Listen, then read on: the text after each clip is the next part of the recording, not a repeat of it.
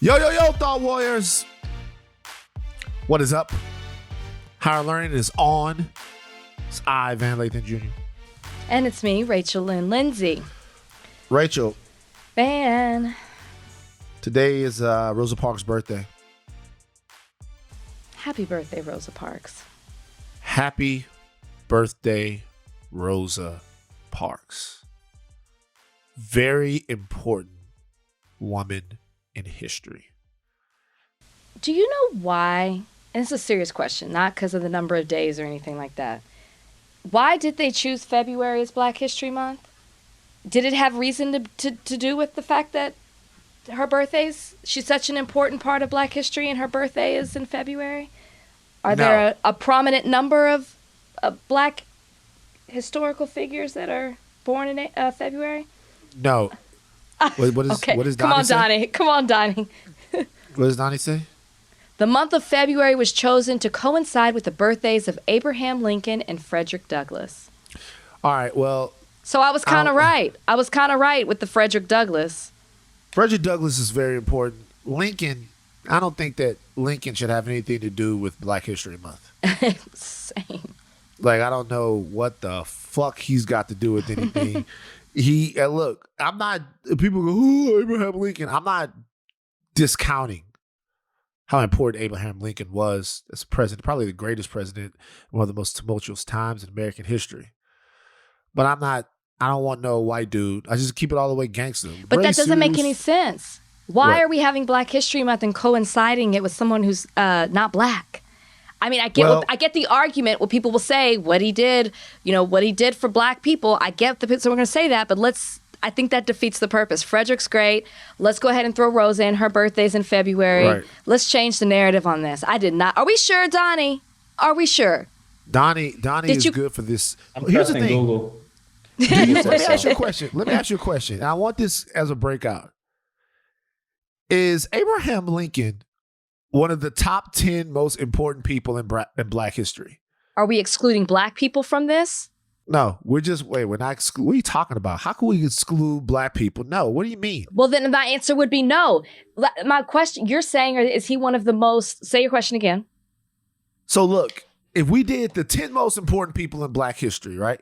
And that's, okay, go ahead. Mm-hmm. And if we did the 10 most important people in Black history, just the 10 people with the biggest impact of Black history. When we say Black history, I'm not talking about the entire diaspora, the Pan-Africanist Black. I'm talking about Black American history. If we did the 10 most important people to Black American history, would Abraham Lincoln be on that list? And this is why I asked you the question. So if we're including Black people, I'm going to say no. I thought your question was like white people who were important. No, it's not. This is so frustrating. I'm saying people. So they could be Black or white. Like, to me. Then no. Not even in not 10, I'm just thinking of the Black people that I wouldn't include. If you're going to talk. Let's throw some names out. Okay. Let's throw some names out. Let's see. Okay, so Dr. King's on there. Malcolm X. Malcolm X is on there. To me, I would put James Baldwin on there. James Baldwin's on there. Frederick Douglass is on there. Harriet Tubman's on there. Harriet Tubman is on there. Sojourner Truth is on there. So how many? Let's get some we get some Harlem Renaissance folks on this list as well. Donnie, Barack Obama's on there. I'm shocked. He has to be. You put him on there. No, Come on, he would be on my list. I'm talking about you. Remember, you eliminated him when we played this last time. Donnie, so let's we're get at 7. So Donnie, do you know what? Okay, so this is the list. I'm gonna write this down so we can actually do this in a scientific way. And you'll see why I asked the question I did. No. I'm not saying ask the question. The question is very definitely important. 10 more Black people who've done more for us than any white person. Yeah, it's true. Except it's true, but the freedom thing is very important. Well, are you saying we got freedom because he solely wanted to liberate Black people? Look, that's not the answer. That's not. I know that's not the truth. Answer. So then I'm not giving it to him. If we're just doing it on accolades, right? If we're just talking about, well, go ahead and throw LBJ in there. I'm gonna be on. Go ahead and throw LBJ. That's the question. Well, hold on. That's the question. So look, here's the deal. If we're doing it strictly based off accolades, like for example, I'm sure somewhere Lincoln has like a great grandson or something, or granddaughter. Don't they have to have like some sort of entree into said barbecue? Isn't it like, am I being too much of a softie right here to think about this? We got liberated by default. Like if he could have not avoided the war and not freed us, we would still be enslaved. Of course, it's very true. He said as much. Also, I think people don't really know the history of slavery, enslavement in America, to know intimately just how much Black people had to do with their own freedom and their own abolition, and like how, I think it's a trope that we were great slaves that never bucked the system. We were docile. No. It was coming to a head anyway. Having said all that, somebody still has to do it. So let's go back to the list. Okay. Let's go back to the list. How many have we naming? Okay. We've been naming them. Okay, so we're naming. So Dr. King, Mm-hmm. Malcolm X, Mm-hmm. Rosa Parks, Mm-hmm. Sojourner Truth. Okay. Put Rosa in there. Okay. Sojourner Truth. Mm-hmm. Harriet Tubman. Frederick Douglass. We said James Baldwin. Okay. So this last three for me is easy, but it might be hard for some other people. Okay. I would have Ella Baker there, mm-hmm. who started SNCC. Mm-hmm. All right. Mm-hmm. I would then branch out, right? I would have somebody like Robert Johnson there. Okay. Who was the first Black billionaire, right? Like from BET. First Black American billionaire, right? BET. I know. Huge Thank thing. you. Making sure everyone. No, I'm waiting because I thought you were going to say, when you said branch out, I thought you were going to say like Stokely Carmichael. That's what I thought you were going to say. No, I'd have Ella Baker there. Ella Baker there, to me, encapsulates what SNCC means, and she was the driving force of that. The beginning, yeah. And there are other people. And for me, the last one could be Du Bois. It could be Maya Angelou. It could be Bell Hooks. You know what I mean? It could be Obama, which I would have Obama. It could be Thurgood Marshall. There's so many people. I would have Shirley have Chisholm. There. I mean, Barbara Jordan. Shirley Chisholm, Barbara Jordan. There's it could be a lot of people. You want to ask the question again and ask me if Lincoln fits? I'm just asking because I can't take away from what they did, and if I'm doing a top 10 and say what he did was more, I get what you're saying, but I feel like it's like a knock to our people who did so much and made so many sacrifices. I know you're not saying that, but that's why I couldn't put him in the top 10. Well, we'll ask the people: is Abraham Lincoln one of the 10 most important figures in Black history? In Black American history. I'll ask it again so Donnie's get a clean edit. Is Abraham Lincoln one of the 10 most important people in Black history? Do you want to say Black American or Black history? God damn it. Yeah. Donnie, just use one of these. Is Abraham Lincoln one of the 10 most important people in Black American history? It's an interesting question. This Black History Month is kind of, I don't know. It ain't hitting as hard. It's not lit. It's not lit. It's a lot of stuff has surrounded the start of this month, and I think that's why. Like I'm like, it's February. I'm very lost in the days and everything. Also, I feel like the veil has been pulled off Black History Month. You know what I'm saying? It's like it used to be something where you get like a day off from school because you got Black history. Yeah, because we had to do the Black History presentation thing. And so we didn't have any class. Wow. Because it was just first period and maybe part of second period. And then the Black History thing would be like 3 hours. And after that, I got football practice. So it was like, like you never had the Black History thing. It was great. Go up there. People come over there to do the local guy from the fucking Africa in the hood, there's always a Pan-Africanist that wants to come back and teach you about your roots and all of that stuff. You had the brothers from the Islamic temple would come over there and they would do their thing. We learn all about great people like Granville Woods, people that we never talk about, inventors, that really had their whole situations wiped away, and it was cool. But since that, it's so corporate. When you get to be an adult, Black History Month is some corporate bullshit. You wouldn't even know if it was Black History Month at all if you didn't have to go to the store. That's so true. It is different when you're younger. Like at my school, we definitely didn't have a day off. My parents were part of another group of Black parents that fought to get Martin Luther King Jr. Day off at the school that I went to.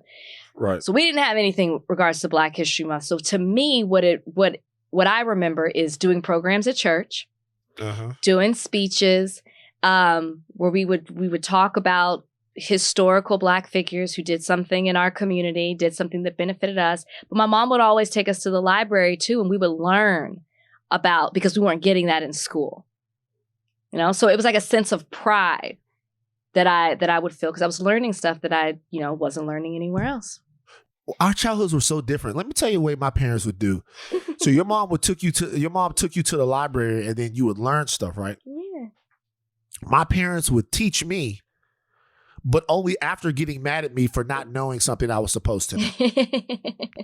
They just assume you were supposed to know it. You're supposed to know it. We're on the TV. Jackie Robinson comes on the TV. I'm like, who is that? Look at that boy. That's Jackie Robinson. That's the first Black man to ever. What you mean? You don't know who Jackie Robinson is? God damn it. Get your ass up. Get up. God damn it. Go over there and read the encyclopedias until you find out who Jackie Robinson is. I want you to come back over here and tell me who Jackie Robinson is. I'm like, yo, did I miss the Jackie Robinson conversation? It's no. It's like I was supposed to know all of this stuff out the Bible. Oh my God. Well, I'm supposed to know it. We definitely knew that. We got it at school, church, and home. Speaking of Black History Month, before we get into the topics, I want to talk about Bed Bath & Beyond real quick. Did you see the nigga products that they put out at Bed Bath & Beyond? See this? Go ahead. Yes, I saw it. Well, I don't understand what's so funny about it. Go ahead. They gave you nigga washes and scrubs for Black History Month. Did they? Yeah. You mean because of the packaging? Yeah. Wasn't that designed by somebody Black, is what I read? Yeah, it was. There's absolutely nothing wrong with any of this, by the way. Okay. I'm like, I didn't understand why, if you're going to choose to be upset about something, there's a lot going on. I didn't understand the big deal with this, especially since it was designed by a Black person. I'm like, okay, you guys, they just wrapped a couple of things up, like a few items up. What's the big deal? Sorry, am I missing something? So if I did have a gripe, this would be the gripe. Sometimes the othering is exhausting. So this is like try hard. It's try hard for you. Yeah, it's like you're watching HBO and it's like, we have HBO Max for all your varied entertainment needs.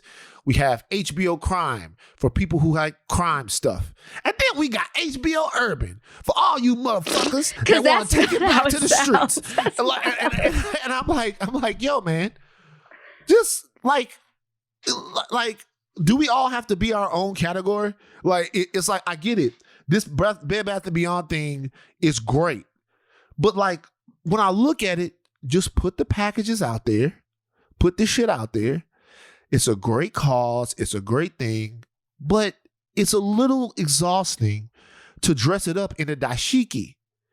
You know what I'm saying? It was the colors. It wasn't an act. It's not like they put kente cloth around. Can you imagine if they had actual cloth? Like a little actual cloth. It's just so nuts. And they always do this. And I'm telling you, this leans into the fact that really everyone feels like Black people respond more to gestures, outward gestures, than they do to actual substance. What's going on with this is actually good. If you guys didn't know that Bath and Body Works is what it is. I said Bed Bath and Beyond, but it's Bath and Body Works. Has a long-standing commitment to the Columbus and National Urban Leagues through a $500,000 donation. That's a little chunk of change right there that Bath and Body Works is doing. It's just distracting to dress the packages up in nigga costumes. I didn't think it was that big of a deal. February. Right. I'm actually going to buy some. I didn't actually think it was that big of a deal. So does it bother you that if you go to Amazon.com, it's my face that says Celebrate Black History Month? Do you think that I'm a package that they wrap me up in regards to books? Yeah. Hold on. Let me go check this shit out real quick. Let me see how Rachel is sold out now. Let me see. Let me see. Let me see. I didn't know that. Amazon.com. Let me see. Is it Rachel? I hope it's gone. That's not you. Oh, look. They probably thought this was you. But look, it's Candy. No. They got candies. That's Candy. That's they Candy. swapped me out. They swapped me out. They swapped you out. I had one day. So it said I had one day. Now it's Candy Burrs. They probably don't Candy know that Burrs. They probably don't. Click. It says Rachel. It's like, well, they put Rachel, but I think that's great. Look, I'm not saying that they shouldn't use. Obviously, Black History Month is a special month, but I think sometimes the whole thing can be a little bit much. It seems performative sometimes. Well, sometimes sometimes it is. Yeah, I'm sure it's a spot on the calendar. Like, okay, we got to make sure that we do this. Yeah, I mean, and it's not just our month; they do it for others too. Like, who else do they do it for? Tell me. Yeah, right. They don't do it for nobody else. Yes, they do. They have other heritage months, and they do it. Oh, Pride Month, they do it. They do it for Pride. Mm-hmm. They do it for Latinos, Latinx. Right. Sometimes people get offended with Latinx, so I'm trying to say I get Latinx is offensive? Yes, I've had, not everybody feels that way, but I have heard from certain Latinos and Latinas that Latinx is offensive. I have heard that. I don't know if that's a general consensus or not, so I'm going to make sure I don't offend anyone when I say it. Well, before we get into all of that, let's take a break. All right, big news. Brian Flores, the ex-coach of the Miami Dolphins, is suing the NFL, alleging racism in hiring practices. This is a couple of days old now, but it's a bombshell. It's a class action suit. Brian Flores, who's the coach of the Dolphins, had what would be considered a successful season this year. After that successful season, it was shocking news that he was fired as head coach of the Dolphins. Mm-hmm. He claims that part of the reason why he was fired is because he refused to acquiesce to ownership's tampering with a star quarterback who they do not name, who is probably Deshaun Watson. And also that race was a factor in that. And if you read the entire lawsuit, which I did, it is just chocked full with statistics that clearly illustrate the NFL's race program. Right now, there are 32 NFL teams. There is one black coach in a league where 70% of the players are black. When you add the GMs to that situation, black leadership at the top levels of the NFL is sorely, sorely lacking. There's a lot of other stuff in this lawsuit, including a situation where Brian Flores was in contact with Bill Belichick, who he knows, who he coached under, and Bill Belichick Bill Belichick called Brian Flores to alert him to the fact that he was going to be the next coach of the New York Giants. Told him he had got it. Brian Flores let Bill Belichick know that he hadn't even interviewed with the Giants yet. Bill Belichick was like, oh, my bad. What he really meant was Brian DeBole had already gotten the job, meaning that the interview that Flores had coming up with the Giants was a sham interview that they only did to meet the league's Rooney Rule guidelines. There is so much in this. Flores is pointing to direct knowledge of the discriminatory hiring practices and the culture of inequality that exists in the NFL. Rachel, what do you think? I gotta say, I love Brian Flores. I mean, what Brian Flores is doing takes a lot of courage, takes a lot of guts, And he's basically coming out on something that most people, whether you're a player, an athlete, in the front office, even a fan of the league or the sport, you already know. You know this is the case. But he's coming out and really becoming the face of it at this point and jeopardizing his entire career, which he acknowledged. He acknowledged that this is something that he loves. It's done so much for his family and for himself, but he hopes that standing up against systemic racism in the NFL will allow others to maybe have the courage to do the same and will implement positive changes in a league that we know has a history of this. And I should note that Brian Flores is it's a class action lawsuit. So he really has an uphill battle in a class action case and trying to prove the things that he's alleging in his lawsuit, because he's got to show that there's some type of commonality between members of the proposed class action group. And because it's discrimination, he's got to show that they were all discriminated in the same way, which is very, very hard because he's listed the ways in which he was discriminated against. So that's going to be tough. But the reason that he's falling on the sword and really making a statement is that if you look at the grievances or the lawsuits that have been filed in the NFL with Kaepernick, and then you look at the investigation that was done into the formerly known as the Washington Redskins, each time an investigation was done, it revealed racism that existed in the league as a whole, or within the owners, or within a certain coach or someone in the front office. So by him filing this lawsuit, he is going to be entitled to discovery, which is going to show communications and documents and will reveal even more racism for the NFL. And will it make a change? It hasn't as of yet, and we've seen this in the past, but it might, as this is something that's continuing to come out. So you got to commend Brian for doing this because he's really sacrificing his entire career. I'm aggravated. At which part? I'm aggravated at the whole lot of it. I'm aggravated because I'm a football fan. I'm a fucking hypocrite. It's disgusting watching football. I was all hyped yesterday. LSU signing day. Signed Harold Perkins, number 1 linebacker in the whole country. I discuss it with myself. I'm discussing with Brian Flores. Because something that happened a couple of years ago. With Brian? Yes. Is this out? It's been out. Okay. Kenny Stills was in Dolphins camp. And this was around the time that Rock Nation completely defamed Colin Kaepernick's movement and his schism with the NFL. You guys, I'm sorry. I have people over at Rock Nation. I have friends over there.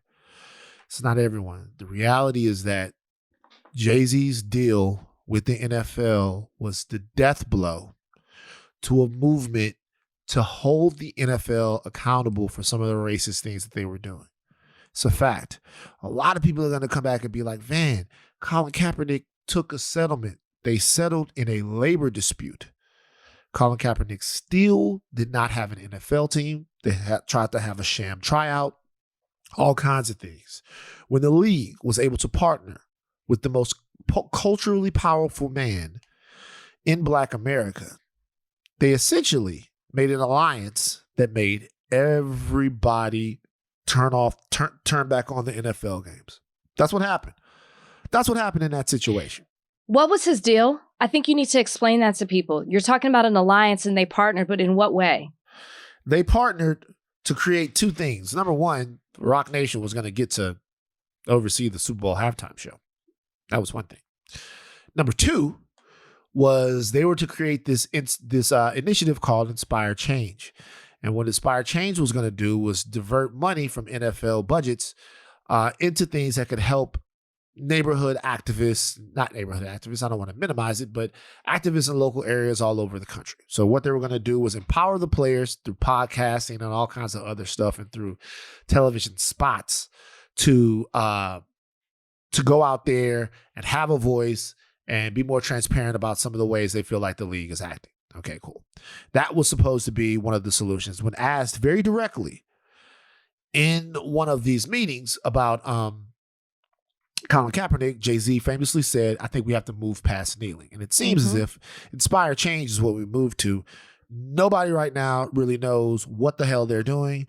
Nobody has any clue. It has absolutely zero momentum, zero traction. I am sure that the institutions across the country that are getting their initiatives funded, I'm sure they don't have a problem with it. But I'm telling you, as far as the critical mass and dealing with the race problem with the NFL, Inspire Change and that partnership has done absolutely fucking nothing.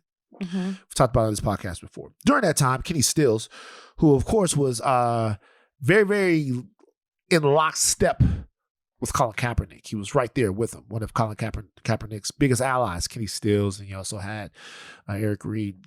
Was playing for the Miami Dolphins, where Brian Flores was the head coach.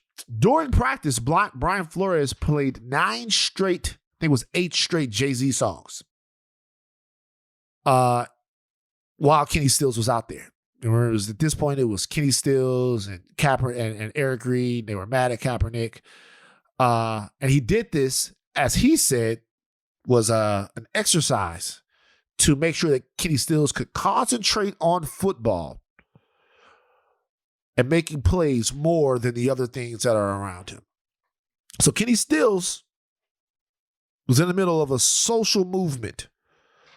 Something that Brian Flores says that he supported and said that he understood, but he wanted to make sure he could concentrate on the football while playing Jay-Z songs at practice. It's football first, whatever you're doing before, because you're using that to antagonize him. I thought it was weak then. And to be honest with you, in my situation, there was a lot of talk about it. Thought it was weak then. I thought it was weak. I thought it was a weird thing to do with a brother dealing with this type of a real life issue. Now, a couple of years later, I'm not saying that this takes away from anything that Brian Flores is doing. I'm saying it's aggravating that it takes niggas getting bumped on their own head till they realize what's going on. It's like, I don't agree with that. That's fine. Let's get into it right now then. You think playing the Jay-Z songs to someone that's going through this, antagonizing them, you don't think that's insensitive, especially for a black coach to do to a black player? I don't think that Kenny was that, triggered by Jay-Z, just to be honest with you. It became an issue. So you're saying that's why he got traded? No, I'm not saying that's why he got traded, but I'm saying it was an issue. It was something that the coach had done. I'm telling you, it was an issue I'm saying Brian Flores was playing. No, keep I your get mind that. on football games. And what was Kenny's response to that? Kenny didn't like it. Did he say it, or was this an issue that the media picked up and other people? That's why I'm asking. Are you speaking for him? What was his actual response to it? Kenny Stills, Jay-Z songs. Let's see what Kenny Stills had to say. And the reason I say that is because I think there's an argument that can be made that he wasn't necessarily trying to trigger him with Jay-Z. It could be that there are going to be a lot of people, there are going to be a lot of people who are going to be talking. There's a lot of people that are going to have things to say, and you need to be able to ignore the outside noise and focus. I don't think that it necessarily means that he was against what it was that they were standing for. And you yourself said that he said he wasn't. I think it's hard to say that, now that he's been a victim of it, which I'm sure he was prior to what's coming out, I don't think this was a one-time thing for him to say, you know what, at this point, I'm going to come out and do this. I'm sure he has dealt with racism in the NFL as a coach prior to this point. I don't think it's a one-time thing that can happen to someone for them to say, you know what, now I'm going to sacrifice my entire career. I really don't think that. I don't think you're giving Brian Flores enough credit. But at the same time, I think you're reading way too much into him playing Jay-Z songs. I don't think it's that big of a deal. I don't think he was that triggered. Well, I'm not talking about how triggered he was. I'm talking about the fact that... It's not like he was catching passes from Jay-Z or something. You know what I mean? I'm talking about the fact that they're in a real life societal battle, right? The Jay-Z thing is going on, and he's using it as a football motivation tactic. He's antagonizing the guy that's going through something actually real. I thought it was very insensitive. But Brian Flores says he supports the movement. Go ahead. How are you supporting the movement when you're telling the guy, hey, look, see, that's the thing. Hey, yeah, I know that we're talking about injustice and racism and all of this stuff, but don't forget about football. Or maybe he was. I'm sorry. Go ahead. No, it's cool. If you're gonna do that, why don't you show support for him in front of the whole team first, which is what he did. Secondly, after he played the songs, why don't you show support for him and the whole team in front of the whole team, and then let people know kind of what's going on within the team and that they need to focus on doing their job so that they have jobs. What was Kenny's response? Kenny blasted Nas songs. Okay, so nothing. Yeah. Like, nothing. I just think that, I don't like it. Do I necessarily agree with the tactic? No. But maybe that's just like, it's a harsh tactic to get through whatever message it is you're trying to get through on the other side. I guess I just don't read that much into it. I just don't. Something that a company man would do. I know you're going for this, but don't fucking forget about football. Anyway, having said all that, I support Brian Flores and what he's trying to do. You do now? And his class action. She was the same thing he did. That's what I just did. I played the JayZ song, and then I said that I support what he's trying to do. But I am telling people this. It's getting sick and tired of people having to get knocked on their head with their own shit. I don't think that's before they're under. Well, you know what he just said? He just said on CNN, he was talking on the guy on CNN, he says it's bigger than what I'm doing right now is bigger than football. Mm-hmm. But he didn't seem to think what Kenny Stills was doing was bigger than football. Did he say that? Or are you just basing that solely off a JayZ playlist? He said in a press conference that I did it on purpose to let him know that no matter what's going on in the outside world, you still have to get open, catch the football, and make plays for this team. That's what he said. Okay, but that doesn't say that he's against what he's doing. He's basically saying, he's still trying to make him a good player, I guess. He's not telling him to not be something. He's just like, when you're playing, focus on football. Right. Now, though, it's and ignore the outside noise. And he's sacrificing his whole career. You know he's never going to get hired again. He's seen it happen. He's probably going to get hired. Okay. I think he's going to get a job. People probably said the same thing about Kaepernick, too. And here we are, all these years later. All these years later, he didn't get... Going to get another job. I think he is. I think somebody's going to hire him. Who's going to hire him? The Cowboys? Maybe the Saints. Maybe the Saints. Maybe the Saints will bring him in. I'll bring him in as long as he don't play any Hove when niggas going at beef with Hove and stuff like that. So you don't listen to JayZ anymore? I listen to JayZ all the time. Okay. Spike Lee is going to direct the Colin Kaepernick docuseries for ESPN. I just wanted to throw that out there. Colin's story is coming to ESPN near you. What are your thoughts about this? I'm more interested in the Brian Flores docuseries. Let's see what happens. I didn't know that you weren't allowed to fuck people that you work with, even if they were down. Well, it's an HR issue. You gotta inform. It's not that you're not allowed to, but people need to be informed. Really? At least HR. Not like you got to tell all your coworkers, but you got to let HR know that you have a relationship. Okay, so Jeff Zucker didn't do this, the president of CNN. CNN is turmoil. He resigned over a consensual sexual relationship with a key lieutenant. Make it seem like this nigga is in Fallujah or something like that. He's the president of CNN. Jeff Zucker was in a relationship with a woman named Allison Gullis. They've known each other for a long time. But I guess during the pandemic, they decided to get a little frisky. That's what they said? That's what they said. He says, it's not what the rumor mill says. This is what it says. I was asked about a consensual relationship with my closest colleague, someone who I've worked for more than 20 years. I acknowledge the relationship evolved in recent years. I was required to disclose it when I began, but I didn't. Recently, our friendship changed during COVID. I regret, that's what she says. Like, I regret that I didn't disclose it all at the right time. During COVID, their friendship changed. Well, why? What are you hearing about? Well, the rumor mill is not that it just started. That's convenient to say it just started during quarantine. The rumor mill is that it's the worst kept secret in TV. And they've had a relationship going on for not friendship for 20 years, relationship for 20 years, to the point where they both left their significant others. It didn't just start 2 years ago. So then, more to the point, she was at NBC. She was at NBC. What's the big deal then? So the big deal, I think, is that you let go of Chris Cuomo because he wasn't forthcoming to you about certain information and he didn't tell you everything, but you're guilty of the same thing. And if the company... No.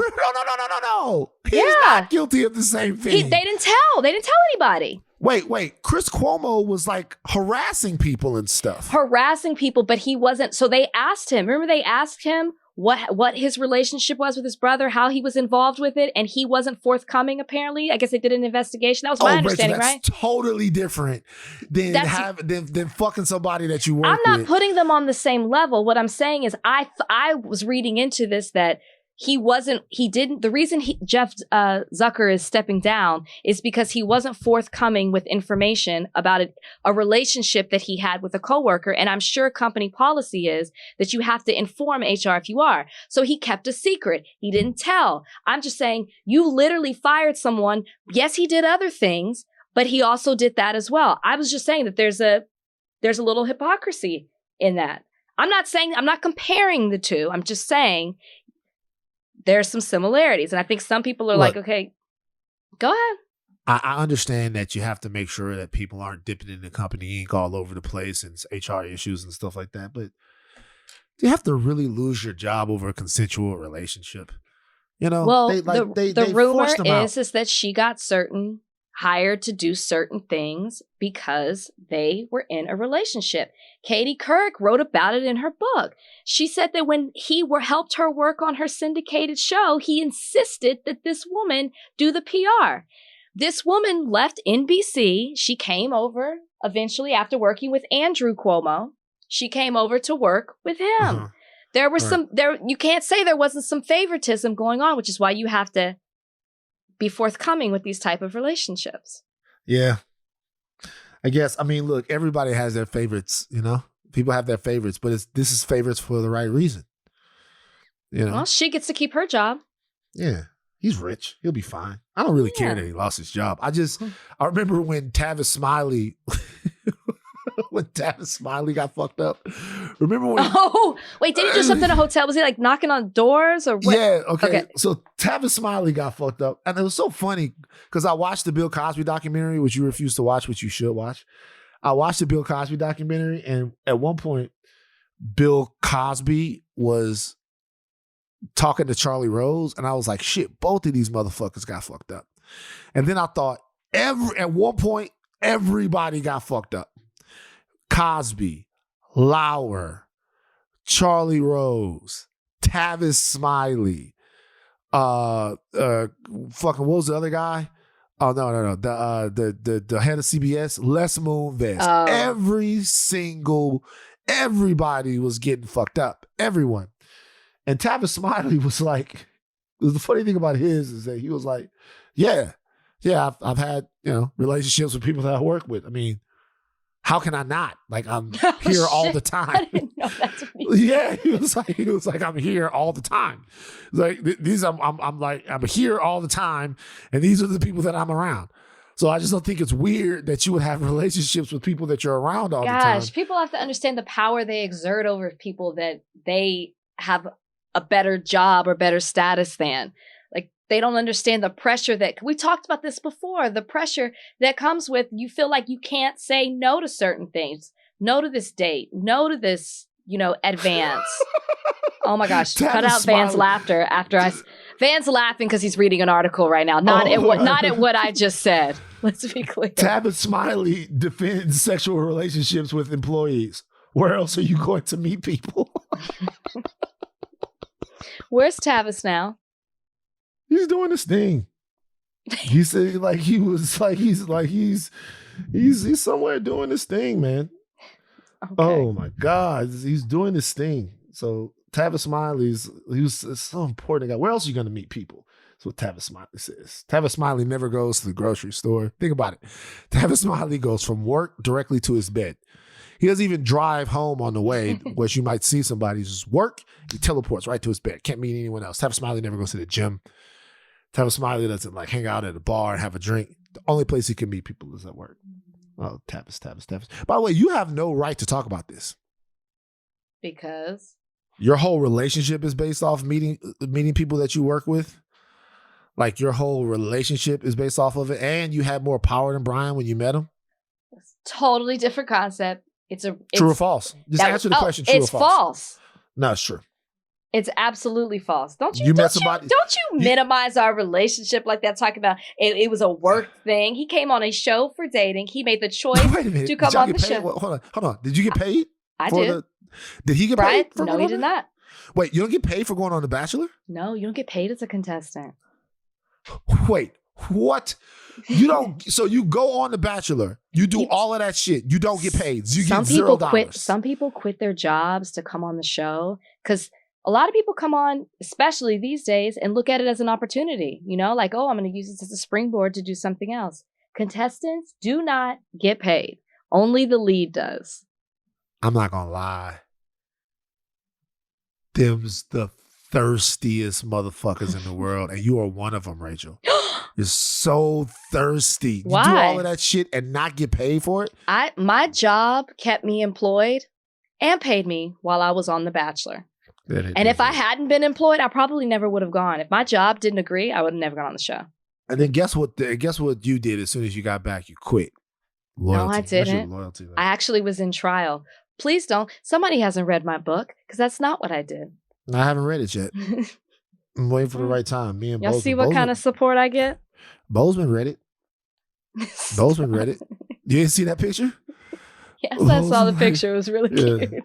Bozeman read it. Oh, you guys, Bozeman and Copper met. Yay, finally. Yeah, Bozeman and Copper met. And Copper is just like 15 times more mature than Bozeman is. Yeah. Bozeman's still a puppy. Copper's like 7.5. Copper wasn't to be fucked. The only time Copper came around was when I was going to the kitchen. Copper wanted some food. I'll fuck with Copper. All right, let's take a break. Okay, guys, I'm sure you guys are all aware of what Whoopi Goldberg stepped into a little while ago. She was on The View, and they were having a conversation about books being removed from certain curriculums at schools all around the place. And they talked about one book specifically named Mouse that deals with the Holocaust. That is when Whoopi Goldberg said this. Well, also, if you're going to do this, then let's be truthful about it, because the Holocaust isn't about race. No, it's not about race. Ethnicity. It's about a different race. But it's not about race. It's not about race. What is it about? Because it's about man's inhumanity to man. So what Whoopi was saying was that the book in question was part of literature that was being pulled out of schools because it delved too deep into race talk. We've seen this all over the country. We're seeing this on the East Coast, the West Coast. We're seeing it in the South, where books that talk about America's history and deal with America's history, either directly or indirectly, are being taken out of schools. Whoopi got a lot of trouble for saying that. She apologized, and this was her apology. Yeah. And would you care to follow up? Clarify what you said this morning? I don't know, because it confused some people. It upset a lot of people, yes, which was never, ever, ever, ever my intention. I thought we were having a discussion because I feel, being black, when we talk about race, it's a very different thing to me. Mm-hmm. So I said that I felt that the Holocaust wasn't about race. And people got very, very, very angry, and still are angry. I mean, I'm getting, all of the mail from folks, and the very real anger, because people feel very differently. But I thought it was a salient discussion because, as a black person, I think of race as being something that I can see. So I see you, and I know what race you are. And the discussion was about how I felt about that. I felt that that it was really more about man's inhumanity to man and how horrible people can be to people. And we're seeing it manifest itself these days. Okay, so news has just dropped late last night. Whoopi Goldberg has been suspended for 2 weeks from The View for that discourse. We have a guest joining us today. Okay. This guy does too many things for me to name them all. No, you can find, don't bother. You can Friend find of him a the lot show. of places. Friend of the show. I'll Cheap take Heat here. Cheap Heat here on the Ringer Network. Yeah. He's on ESPN Radio. He is one of the voices of hip hop at one of the meccas of hip hop, Hot 97 in New York. A friend of the show, and a homie of mine, Peter Rosenberg. Now, Peter, we must say this. I saw Peter's tweet on this, and Peter he's Jewish. So we want to have a discourse here and a conversation about sort of the intricacies that go on into this conversation between Black people and Jewish people, and more to the point of where Whoopi might have been wrong, where she was right, and why the sensitivities are so heightened behind it. So, Peter, thank you so much for joining us. I know it's a heavy topic to talk about, man. What are your thoughts initially after hearing all of that? Well, first of all, you're welcome. And I think it's also very funny that Van texted me and we never discussed what it was about because it was so obvious. Read the text. You were just like, yo, you come on the pod tomorrow? I was like, yeah. Okay. I have a lot of feelings about it. Mostly what I feel is frustration that, and this has happened before, that at times people say things related to the Holocaust very often, or Judaism in general. And Jewish organizations at times, or individuals, get so easily upset or offended that they react in a way that is so swift and strong that I feel the reaction fosters much more anti-Semitism than the original statement. So in other words, there is a stereotype that you can't talk about the Jews because the Jews control everything. And if you do that, they come for you. I consider that to be a really dangerous thought, right? As someone who's a Jewish person myself, who is not part of, if there is this like Jewish Illuminati, I'm not part of it. So I find that stereotype to me is super offensive when people act as if, even though, by the way, just like you guys can relate on Black issues, I can make jokes about that. But when I hear other people make jokes about it, it does make me feel sensitive. Sure. And so when you see an example like this, or it happened with Nick Cannon, where upper management decides like, we are going to hold you over the fire and punish you. To me, I'm like, what is the purpose here? You're now reinforcing a really bad stereotype. And in the case of Whoopi, what's interesting is the only thing you could say is that you disagree. You don't agree with the semantic sort of argument she was making. And that's fine. I think, like she said, it was a salient argument. You could have an argument with her where you say, yeah, race, wow, let's get into the construct of that, because race as a construct in America means one thing. Hitler with the Aryan race means something else. Okay, like there's an argument and a conversation to be had. The part that I don't understand is what was offensive. And this is a thing that bothers me when these things come up all the time, because frankly, I try to project what could happen to me if I said something and people who didn't know me came out and said, oh, he's a racist. Doesn't your history matter? Like, I would hope that if, God forbid, that happened to me, someone like Van and Rachel would come out and go, nah, Rosenberg, we hear what you're saying he said. That's out of context. You don't know him. That's how I feel about Whoopi.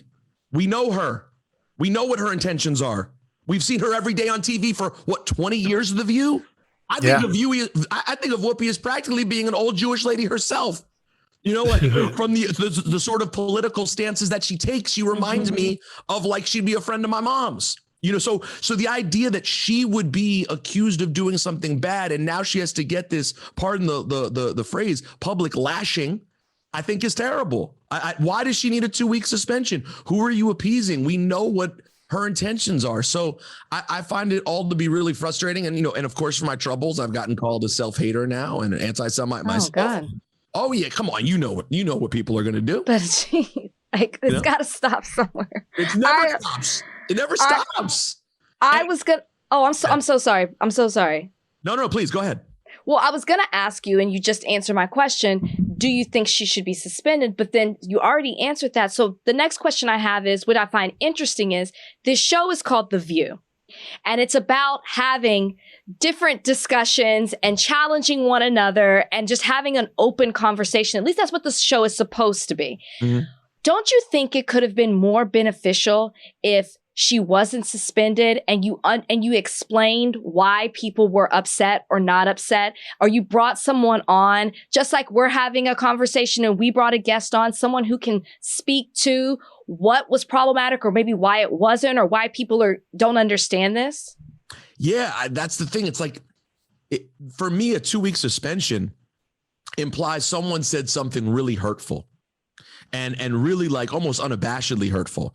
And this is an easy, in my opinion, this isn't even that hard a conversation to have. Like, yeah, it requires nuance and stuff, but they have nuanced conversations on The View. I actually give them credit. Like, they really talk about things on that show on live national TV. I'll say this, did Whoopi make a mistake? Yes, she made a mistake. She talked too comfortably about an atrocity that's not hers. Mm-hmm. And that is across all groups. You can't get out and really speak matter-of-factly. If I was to get up and tell you guys, slavery was this, people are going to feel away. They're going to go, oh, don't tell me what slavery was, bro. Don't tell me. So that was a mistake. We've all made that mistake.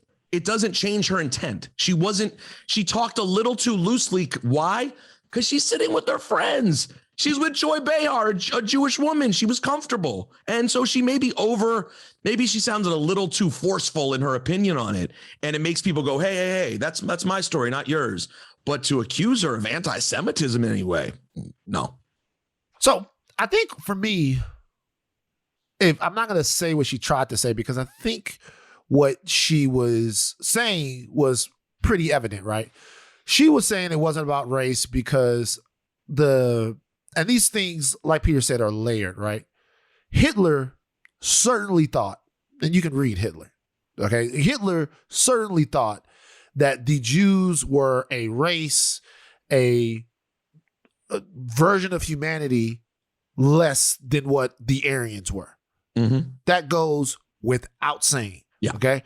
That was the very basis of the purge of the Jews. That was the basis of the entire thing. Now, there were probably a lot more reasons why he wanted to do that, but the reason that he sold it to people, he ratcheted up their hatred to kill 12 million people. 6 million of them were Jews, 6 million of them weren't, okay? All right, so the racial aspect of the Holocaust is just historic. I think, though, that what Whoopi was touching on was something that blacks and Jews do not talk about enough, which is the fact that I want to say this delicately.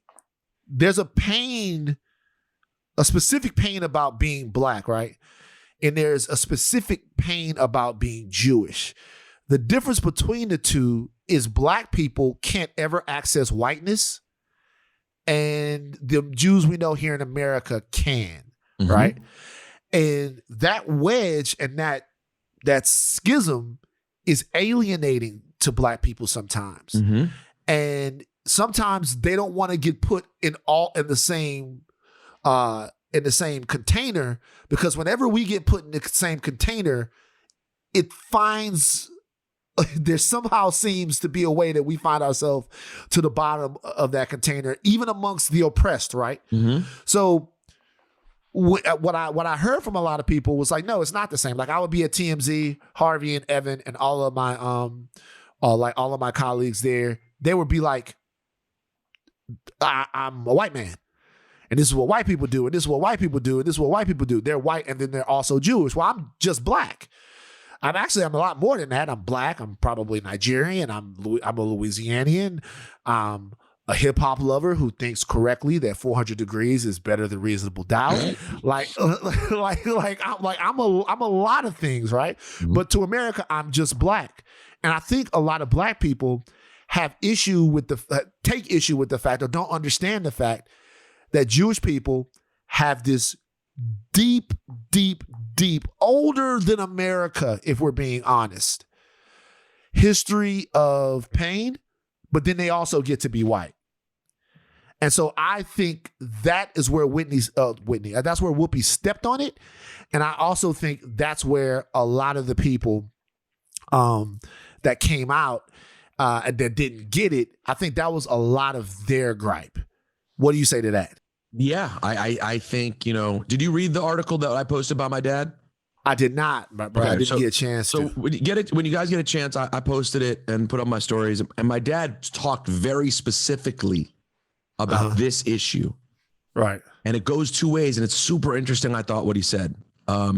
Number one, he was saying that he cannot relate as a Jewish person in America to what it is to be black and be judged by your color. You walk down the street, my dad doesn't get seen as a Jew. He just gets seen as a white guy, an old white guy walking down the street. You cannot identify with that. On the flip side of that coin, for so long, Jews have wanted non-Jews and everyone else to understand that, to your point you just made, Van, anti-Semitism is a very specific thing that we don't even want to be blended in with black oppression. It's our own struggle. Right. So why now are you like, no, we want to get thrown into the racism conversation? Like my dad makes the point in the article, and this has been my dad's whole life. My dad's been writing about these issues for 50 years. That's never been something that Jews have fought for. Hey, please consider us a part of the racial conversation. No. Well, first of all, there's a really basic thing to say, which is that you can't really call Judaism a race. I mean, you can convert to being Jewish, first of all, and have it be credible and legitimate.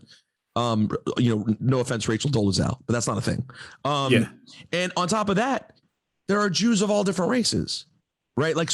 There's some really basic fundamental things that solve this to some degree. But to me, what's frustrating is it's just a semantic.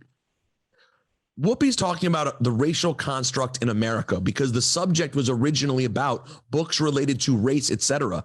Mouse isn't a book about race. It's about anti-Semitism. And listen, on the flip side of that coin, and this is the part that's really frustrating, and I'm guessing you guys have both had this because you guys both have individual thoughts that may not go exactly with every one of your identifiers.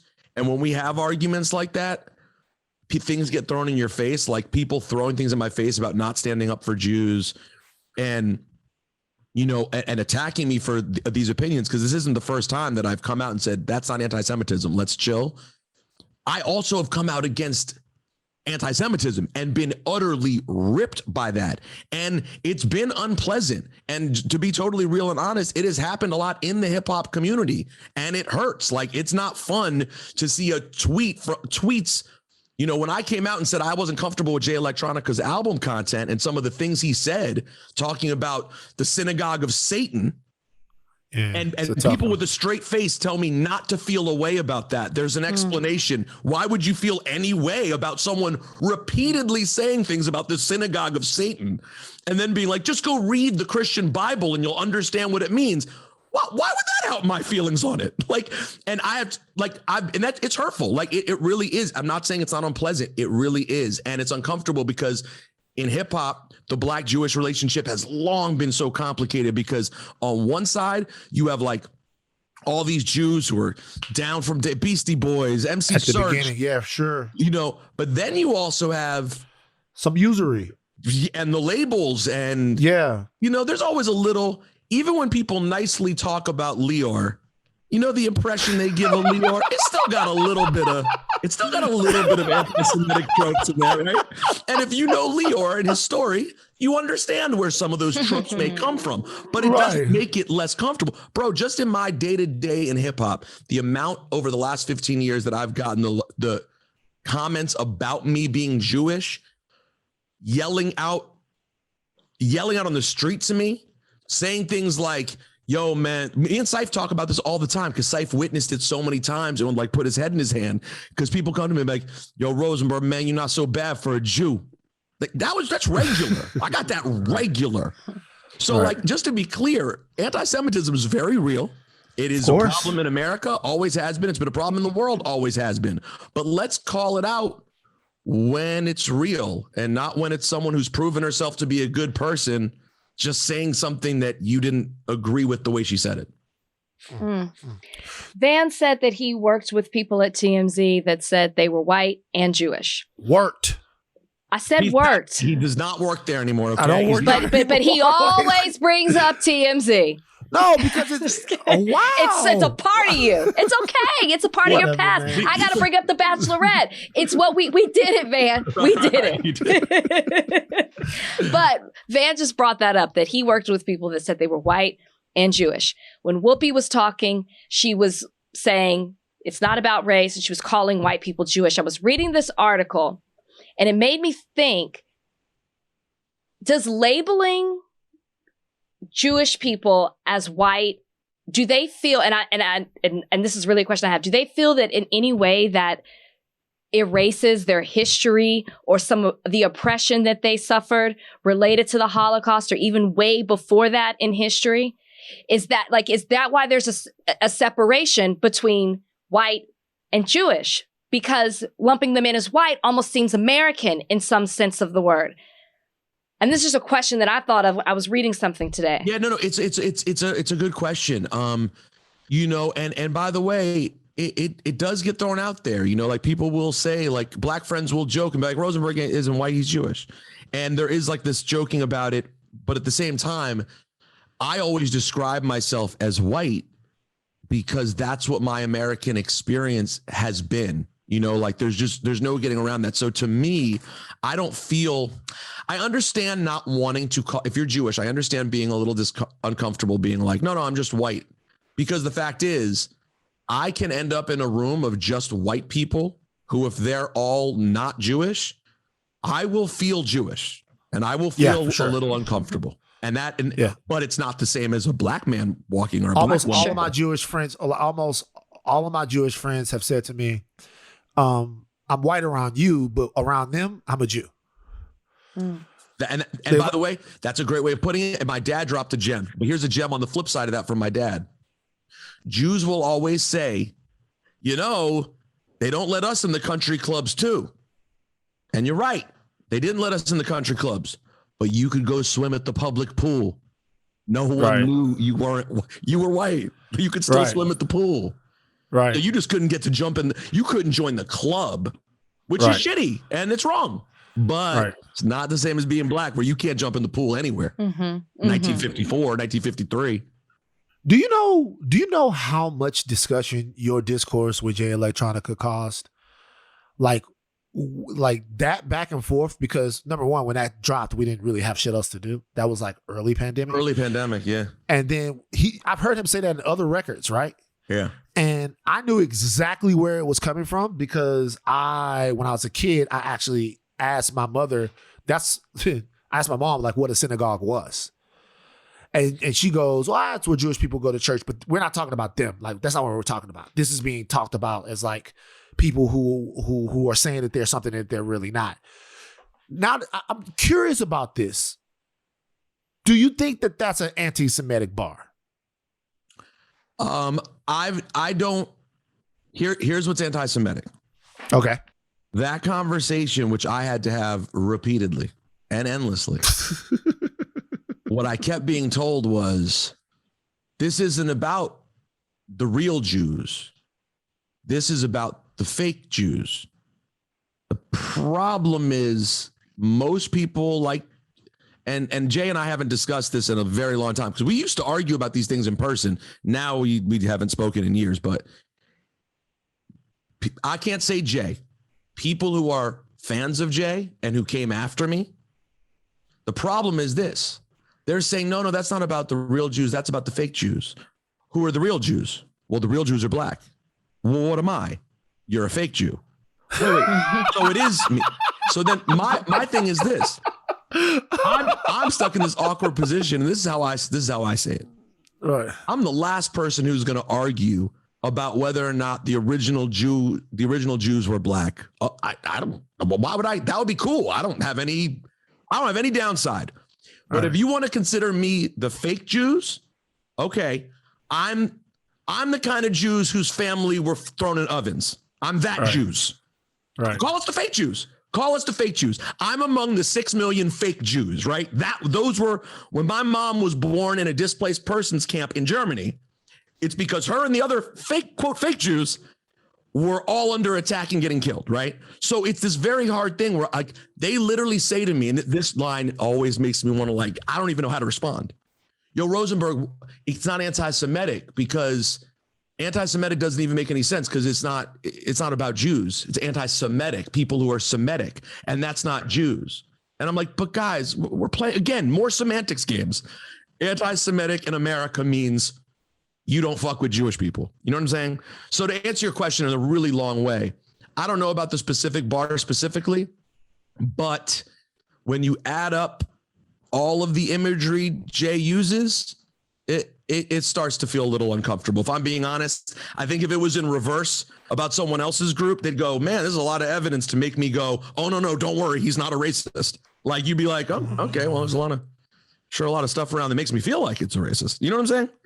Yeah. Yeah. Well, you know what's crazy is, we're definitely in the wheelhouse of what we're talking about. Those are the conversations that I would pay to see. Like what I would pay to see is a forum where we just discussed that. Jay Electronica is probably my favorite rapper of all time. Wow. God, your takes are through the roof, by the way. He said that before on the show for sure. Hey, Rosenberg, on talent alone, I'm not talking about body of work. No, you're not. He's not going to agree with you. I'm not talking about body of work. I'm not talking about disc. I'm talking about on talent alone. Jay Electronica is the best I've ever heard. Him and Andre. On talent alone, him and Andre are the best I've ever heard. I guess he's very, very good. To put him in the ilk that to jump him over some of the people you just jumped him is so, I just don't like Andre. It's such a no brainer. I hear it's all so clear what makes him that special. Jay is really dope to me. He's not nearly as versatile or, I don't know, pleasant a listen as Andre. Like, I just don't want to listen to Jay all day, every day. But I will tell you, Exhibit C is one of the greatest rap songs ever made. So I'll stay. Made. The problem is no album came for the next 10 years. And unfortunately, no. It's very true. So we're totally out of my wheelhouse right now. Just want to put that out there.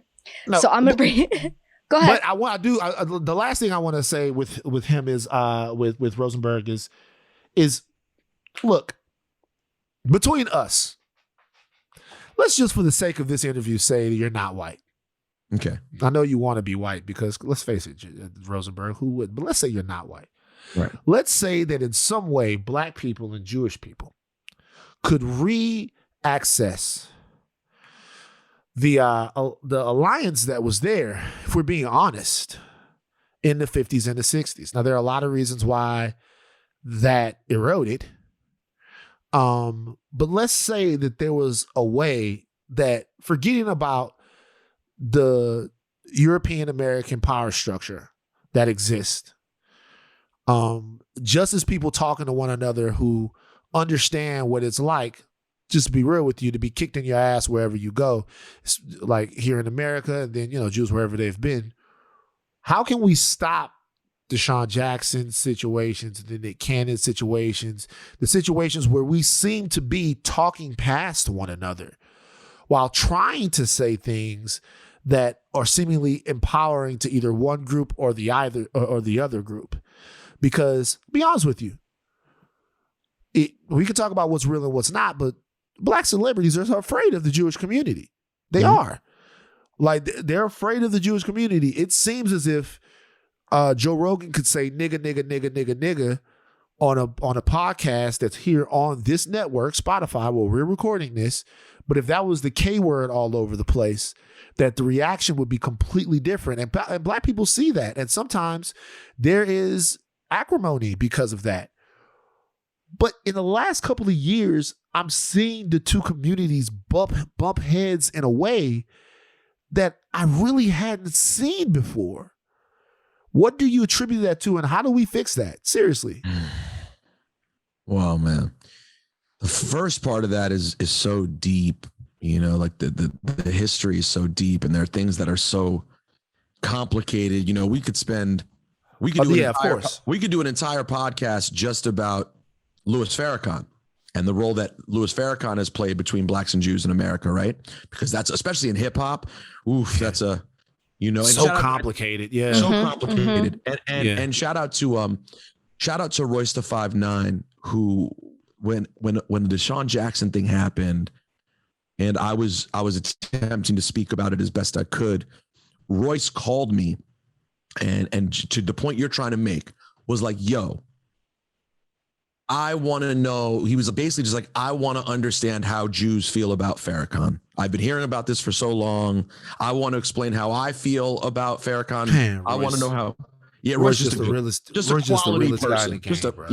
Roy's just a good man. Just a good quality person. And so that was the only time I've ever had a conversation, really an extended conversation. So, but Farrakhan is simply one piece of this pie that's really much bigger than that. And you made a really interesting point. Like, how would you not feel that way? Like, if you were black, how would you not feel that there's a double standard? Because you've never, I kept joking about Nick, that after Nick Cannon had his thing, and by the way, Nick fucked up. He re-released an interview with Professor Griff at a time.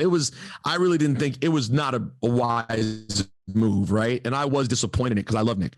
But then I was joking afterwards that Nick went so far to apologize. I thought he was about to convert. I thought Nick was going to have a bar mitzvah. like, damn. And so how could you not have this double standard? Because the truth is, Jewish people are very influential across Hollywood.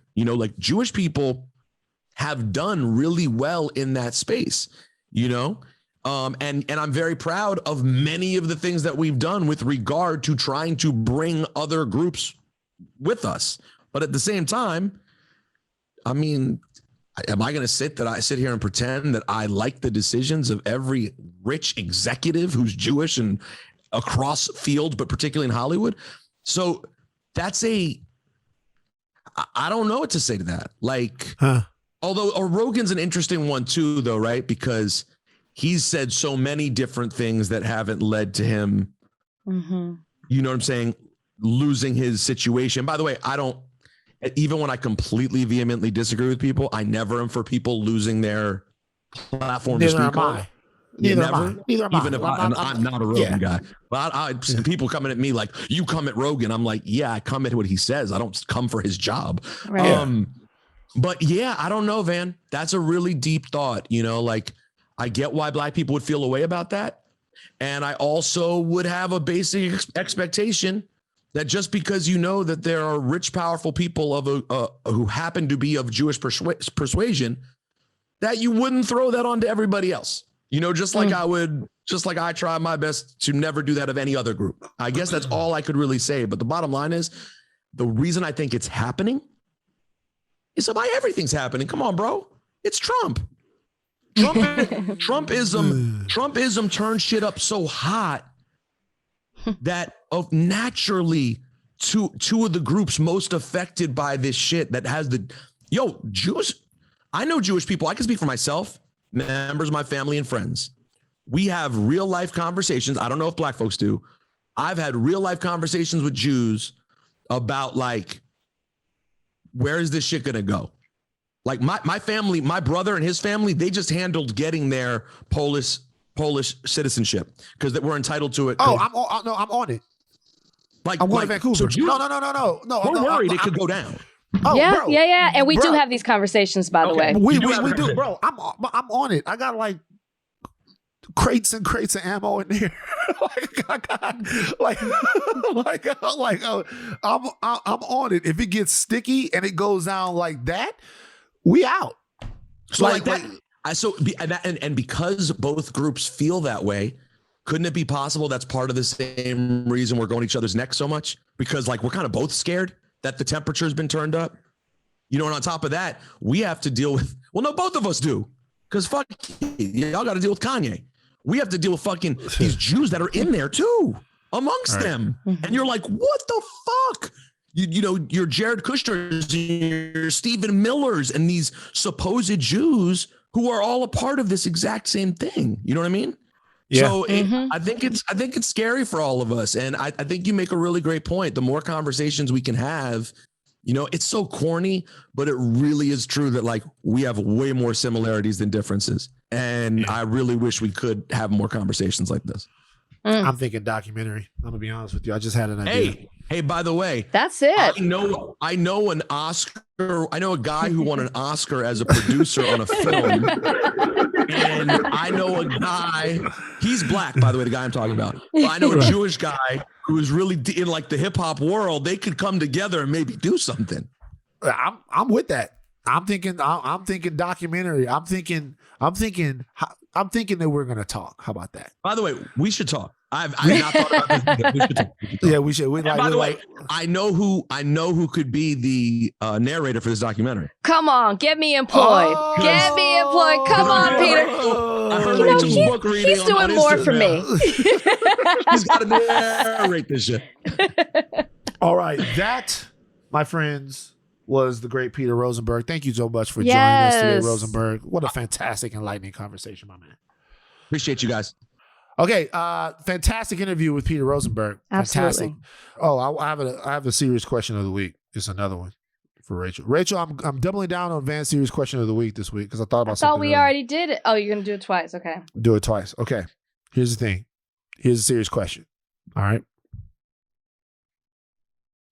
You can have one of these services for free for life. These are the 4 services. Personal trainer, a driver, a nanny, or a chef. Okay, I already knew what I wanted before you said it. But the reason the nanny doesn't stick is because you don't need a nanny for life. It's true. But my answer was going to be chef anyway. It's going to be chef no matter what. Easy. Personal trainer. That's easy. Nanny. You don't need a nanny for life, but you do need a nanny for like a good 13 years. What a load off of you to not have to worry about what you're going to eat every day, cooking, the time it takes to cook it. Like if I could have any of those, hands down, it would be a chef. They could make baby food for me. If I didn't have the nanny, you know what I'm saying? They could prep stuff. Oh my gosh. Chef easy. Chef easy. Meal plan. You know what I'm saying? Like I wouldn't have to worry as much about working out because I could make sure I'm eating the right food. Oh, it's a chef, you guys. This is easy. It's a chef. Donnie, I don't even know what the other ones were. Donnie, Trudy, what do you say? A chef. Right. Cooking. It's a chef. Yeah, definitely chef. But I do want to push back on the not needing a nanny for more than 13 years. Like you might need a nanny later in life if you're lucky to reach an old age. Like you could There's a bring the gap nanny there. back. There's too big of a gap there, Donnie. Too big. That's true. But Donnie, that's a good point. Kids, that's a really good point. No, not yet. Hold on. So nobody Don't you think on the we would have talked about that already? Nobody on the podcast has kids? Trudy does. Trudy, all these niggas is my sons. Like, oh my God. Triggered. She did it again. Oh my God. True delicious. she laid it up. I had to. She threw it out. So here's the thing. I think we're gonna put this out. And Trudy, when you put it out, I want you to put the little graphics. Okay. I think we put this out. I think a lot of people are gonna choose nanny. What's your choice? Personal trainer. Everywhere. Yeah. Personal trainer everywhere. Everywhere I go, personal trainer. But I will empower this personal trainer to do physical violence to me. So when I'm reaching, get your fat ass out that goddamn refrigerator. Give me 12 crunches. We got a little a nugget for you guys. This is your president talking. Your president, Joe Biden. Joe Biden was talking to a group of people today. He was on camera because he's the president, and he took the time to shout out one of the most honorable Americans in the entire world. Run the clip. And Vice President Harris, Majority Leader Schumer, Mitch McConnell. Mitch, I don't want to hurt your reputation, but we really are friends. And that is not an epiphany we're having here at the moment. You've always done exactly what you've said. You're a man of your word, and you're a man of honor. Thank you for being my friend.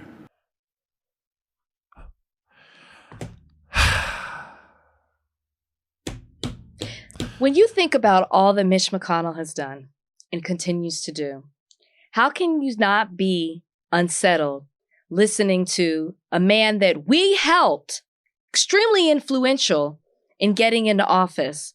How can you sit there and not be extremely disturbed by that? That wasn't necessary.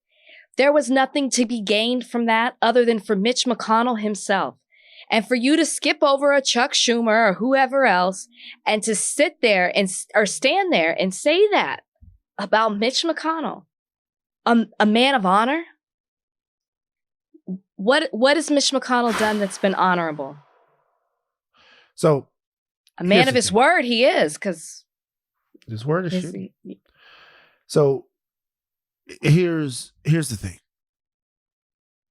Everybody's gonna get all pissy about it. Oh, Van, you don't understand politics. These guys are all friends. No. And this is the way it goes in Washington. And Van, you overreact. I'm not about to overreact. My point is just why. Exactly. That's my point. Exactly. So I just I'm not gonna overreact. I'm not gonna be like, fuck Biden. None of that. I just have a very, very, very, very small question. Why? Just why? And the question is why? It's like, because, okay, is sucking Mitch McConnell's dick on that podium right there, is that going to get Mitch McConnell to do anything that you want him to do? No. Exactly. But do you know what it's really going to do? Alienate your base.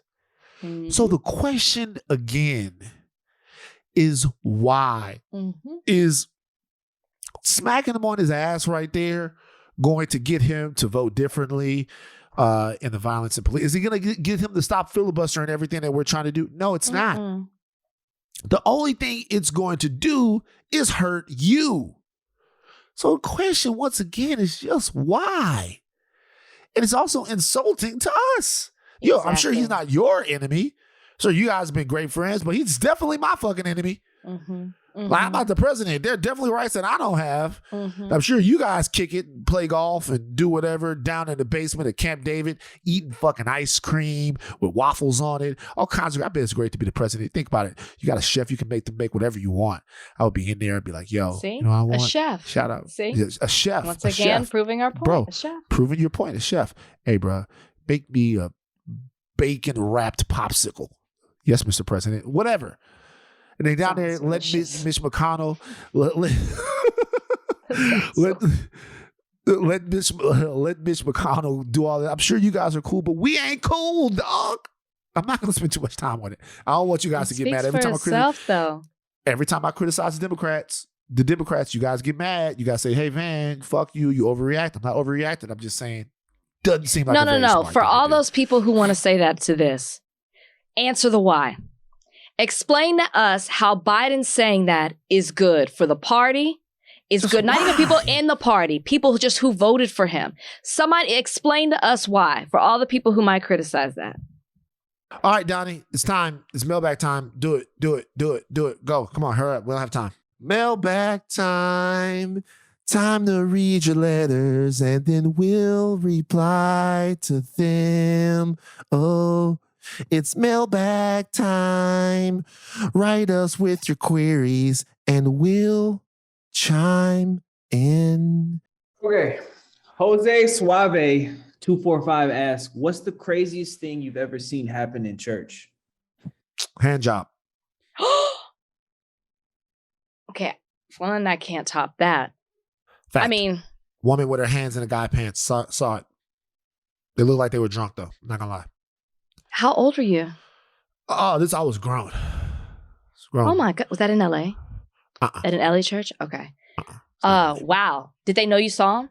Did you tap I'm him not on the sure. shoulder? I'm not sure. She had like a pink dress on. They both looked sort of disheveled. Like maybe they had just come in off the street. They were sitting behind me and I heard like a clack clack. Because like she had fallen down and then he got up and they were laughing. And now I look back and she had her hand in his pants. Oh my gosh. I mean, It's a I big was deal. going to say, Handy J. not the current church that was featured on The Bachelor, not the current church that I attend virtually, but the church growing up. Craziest thing was the pastor standing up there and letting us know that he had just impregnated one of the why can't I talk? One of the people in the church. Congregation members? He Thank impregnated you. her? Congregation. Yeah. Why? What do you mean why? But like, this was like a scandal? Yeah, he got removed after that. And Why? Why did they remove him? And what's See what I'm wild saying? is, Hold on. Why remove him? okay, we had a very similar conversation with this with old boy. What's his name? Carl Lentz. Carl Lentz. There's a certain, you're not supposed to be perfect as a pastor, but how can you stand up and lead a church when something, it's not saying that you have to be kicked out from the church, but you're not fit to lead when you're married and then you're impregnating. And it wasn't, he impregnated one, he was sleeping with several. He impregnated someone in the congregation. Right. How can I follow your lead when that's what you're doing? Nobody's kicking you from the church. Nobody's kicking you out the door. But what they're saying is you're not fit to lead at this point. Like, David had a man's wife killed. Was David the pastor of a church? He was the king. He was the king. That's a totally different. Different thing. Okay. Being a king is not the same thing as being a pastor of a church. It's much more responsibility. Not necessarily based in religion. It's true. All right, next question. El Foxy asks, what fast food chain has the best chicken sandwich? It's Popeyes. Unfortunately, it's just very true. Popeyes. I don't eat chickens. I don't eat chicken sandwiches. There's something about the idea of an oversized nugget that doesn't sit right with me that I can't eat. So I don't know. I'll go with Popeyes. What's your deal? You can't eat a chicken sandwich? That big chunk of meat, it's an oversized nugget. Somebody said that to me once. Somebody said that to me once, and I've never been able to unsee it. You know how picky of an eater I am. That's all I needed to hear. Next question. Million Thoughts asks, what Jeopardy category would you sweep? None of them. I said a couple of them I could sweep. I could sweep Star Wars. Star Wars, especially Star Wars movies. I could sweep the MCU. I could sweep. Let's see if is there anything not having to do with entertainment that I could sweep? I might be able to do something if they're like words that start with this or words that rhyme with this. No. Because then they're going to put a geography question. I'm so bad at geography. So those are the ones I could do. Okay, next question. Sarah Heloso asks, if you had to donate all of your money to one cause, what would it be and why? Jason Wilson and the Cave of Adullam Transitional Teaching Institute for Young Black Boys. I wish they could be one in every single city. I wish we could have them all over the place. I'd give What's it called again, Van? The Cave of Adullam.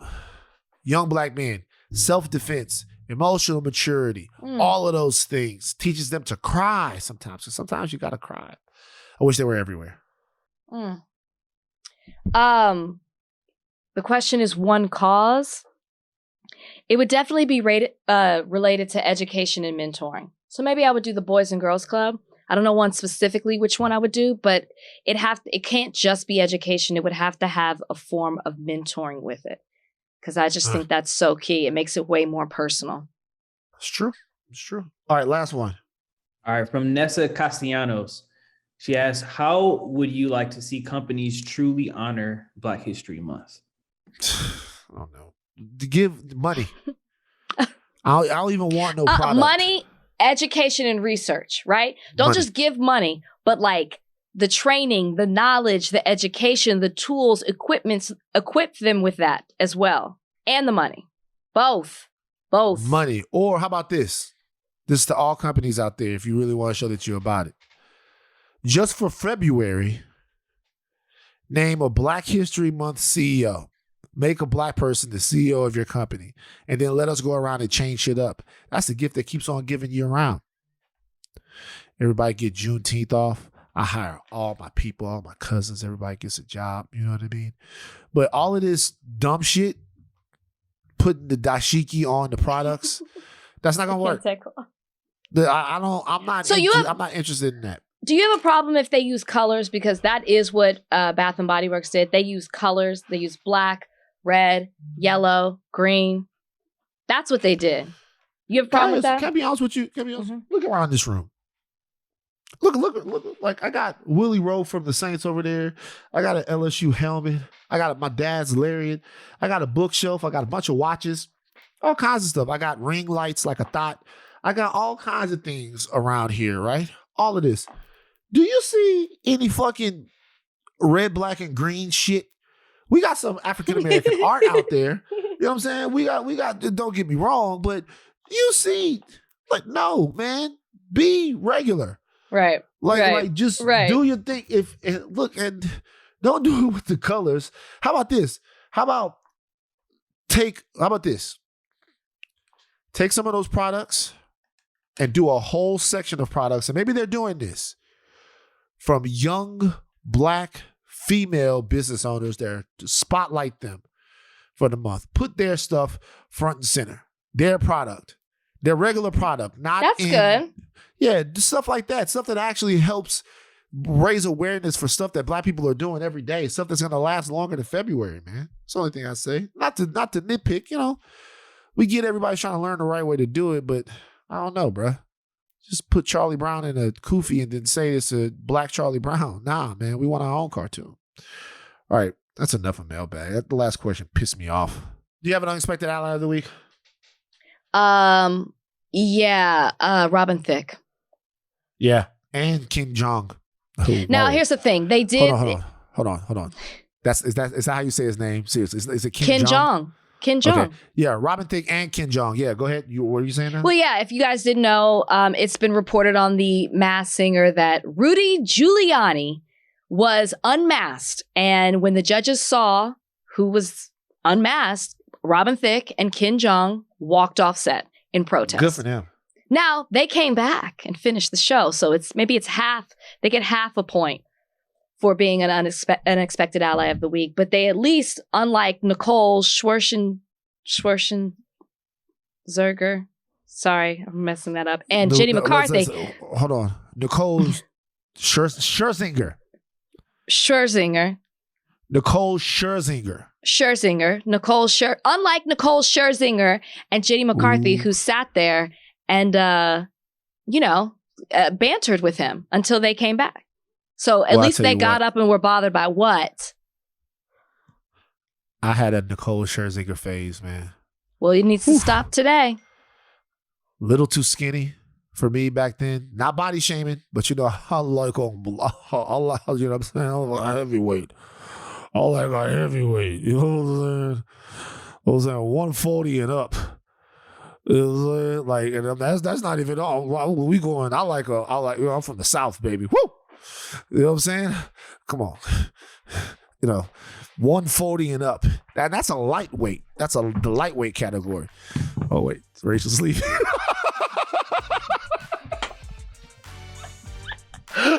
Bye, y'all.